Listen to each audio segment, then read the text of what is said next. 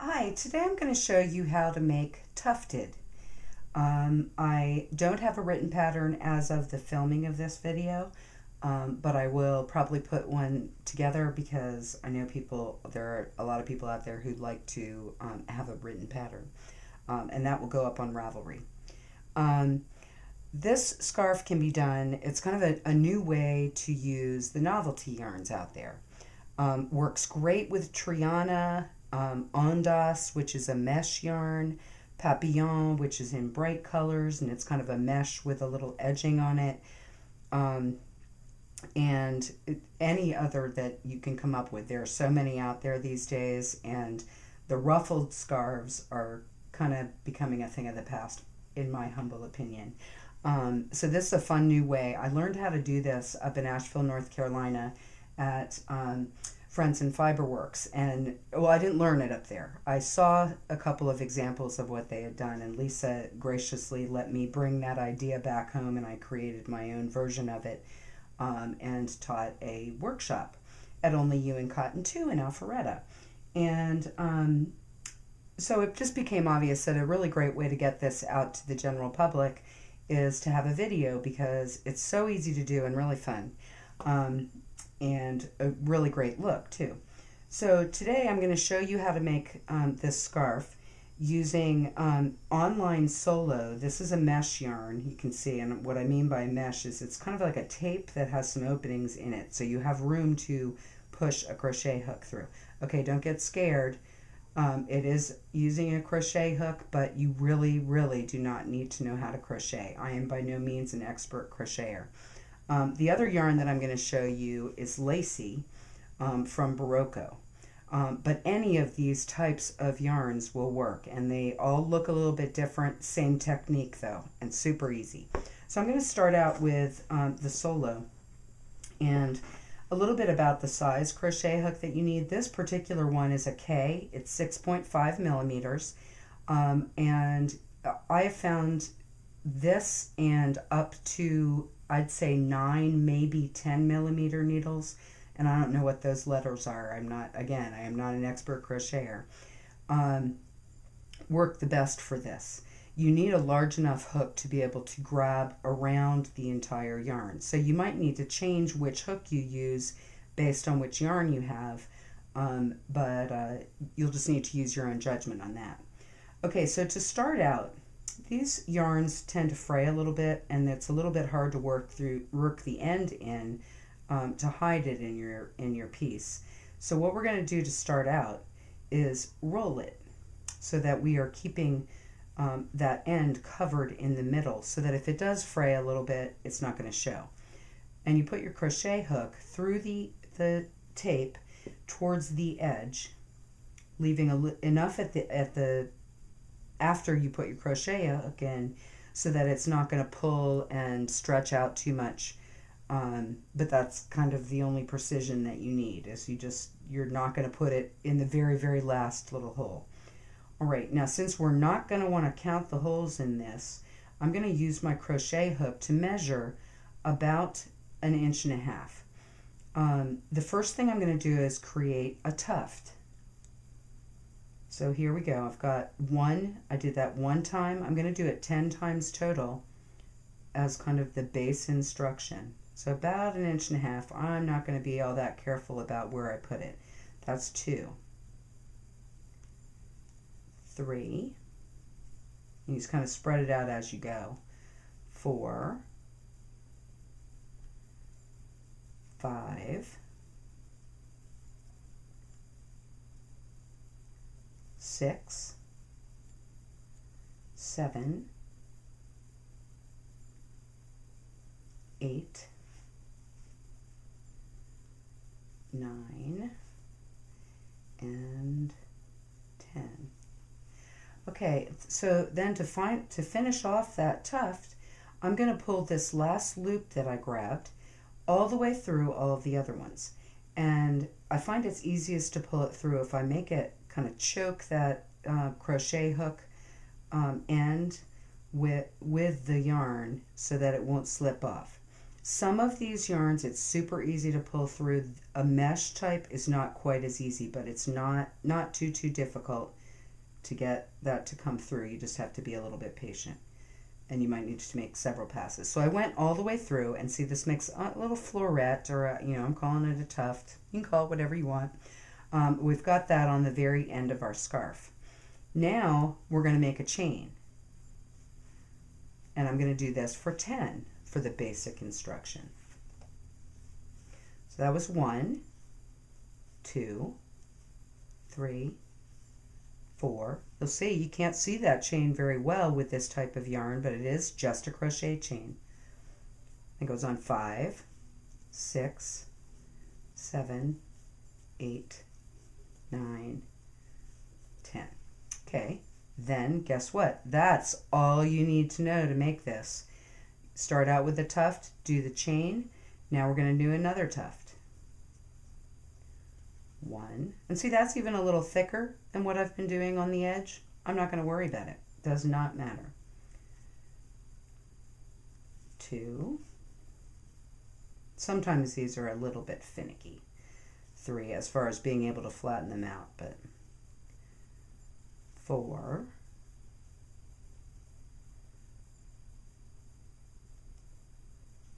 5, 6, and here I might even be getting longer than 1.5 inches. Again, it's really not that picky. I think this is 6. I'm going to recount in a second and show you how you can count. 7, 8, 9, 10. Okay, I think that's 10. Because if you're like me, if other things are going on in the room, you're in a knit group, whatever, you might lose track. Okay, don't count your first, the loop that was from the chain. 2, 4, 6, 8, 10. Okay, I did remember where I was. Okay, so 10. So now I'm ready to pull it all the way through. Oop, made it in one pass that time. And there's my second tuft. I'm going to do one more for you quickly so that you can see what it's really going to look like here. 2, 3, 4, 5, 6, 7, 8, 9, 10. All right, we're going to make another tuft. So when you make the chain, you're wrapping the yarn, the full piece of yarn, all pushed together as close as it will go. Some of them are much thicker. And then when you make the tuft, you spread it out and go into the edge so that it will make this little ruffly floret. 1, 2, 3, 4, 5, 6, 7, 8, 9, 10, and pull it through. Okay, there, I almost lost it, so I kind of repositioned myself and pull it through. Okay, made that other tuft. So you're going to keep going. There's a couple of different ways that you can finish this off. You can make one long chain and finish up as well as the same way that you started with a tuft. Then I would cut the yarn about, leave about 5 inches at the end and work it back through. You might even be able to use your fingers or the hook to pull it back through this chain up to the next tuft, and then it will keep it secured and hidden.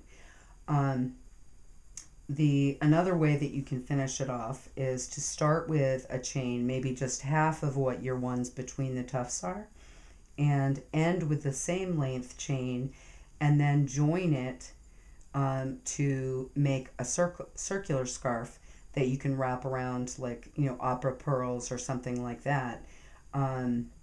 Just really play with it. I've made a bunch that are, I'd say, probably 45 inches long, that you can wrap around twice and have the ends dangling in the front. That's really cute. You can wrap it around and then tie the ends together so that they form more of a V kind of and in the middle, and we'll fill in a neckline nicely, a V-neck neckline. Lots of things. Okay, the other thing that you can vary is how tightly this is ruffled.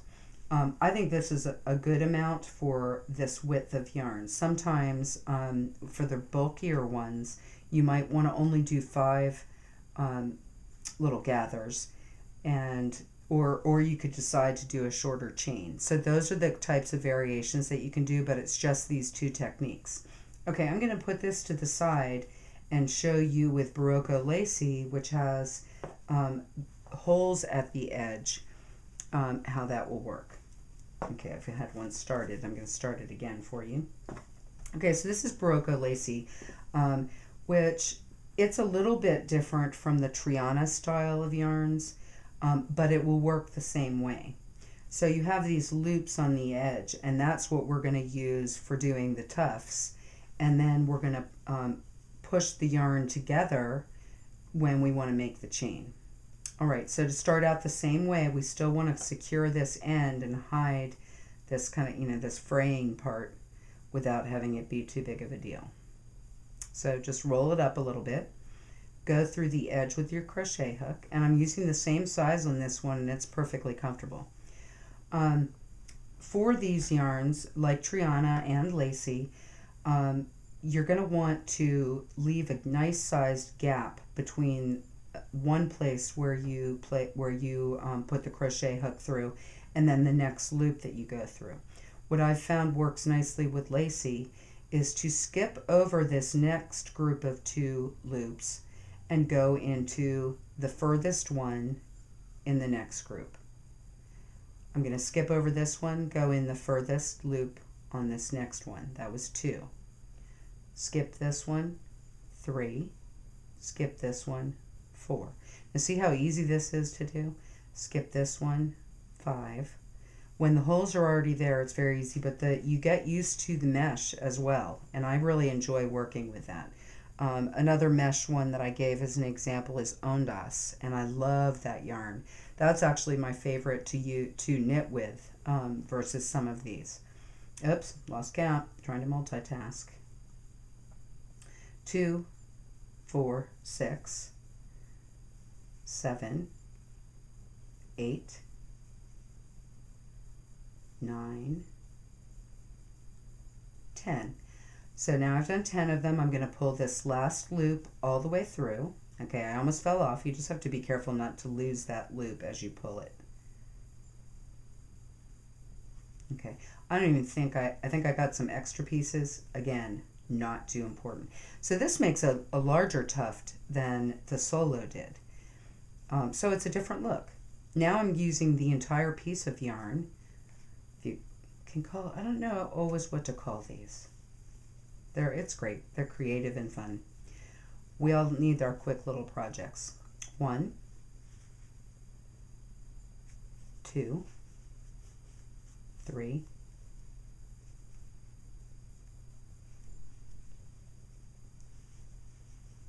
4, 5, 6, 7, 8, 9, 10. Okay, I'm going to do another tuft, and this chain doesn't look as much like a chain even because the yarn is more textured. With the next one, after I do this tuft, I'm actually going to do it with 5 instead of 10 because I think you get the picture with how that's done, and just to show you the difference that it can make. The next chain, I'm going to do only 5, so you can see how that impacts it as well. All right, so I start out going into this one. 1, 2, 3, 4, and 5. So now I'm going to pull it through at 5. It's going to make a smaller tuft, but you'll get the idea. So it may just kind of a little ruffle instead of as much of a tuft. If you can, hopefully you can see that on the video. All right, and now I am ready to make my chain, and I'm going to do 5. 1. Another note too, let me finish counting before I, 3. See how this is a little bit large for this crochet hook? 4, 5. If I had all my crochet hooks available, or I was, wanted to stop the video and run downstairs to go get it, I would probably go up in size on this because it's just a little bit much to fit, and it would be more comfortable to larger crochet hook. All right, so yeah, I prefer this larger tuft on this one, just as a side comment. So I'm going to make another 10 one for you to see. You spread it out. Doesn't really matter which way it is on this one because this one lies flat. The other, on the solo, I opened it up with the curly part being towards the back, and I liked how that worked. Okay, 1, 2, and I'm skipping over this one, going to 3, 4, 5,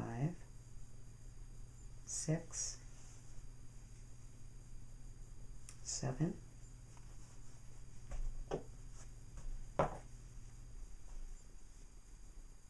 8, and 9. Okay. And then, 9. How did I get 9? 10. And then I'm going to pull that last one through, and we have this tuft. So you see, it makes this really interesting little chain with poofs of yarn in little ruffles. And this is how the solo looks. The solo is thinner, is smaller, so it's not as bulky. They both have a great look. Have fun with this. You can do this with virtually any one of these novelty yarns that you come across. It's very fast. You can make one in an hour or so, and really fun and different. So enjoy.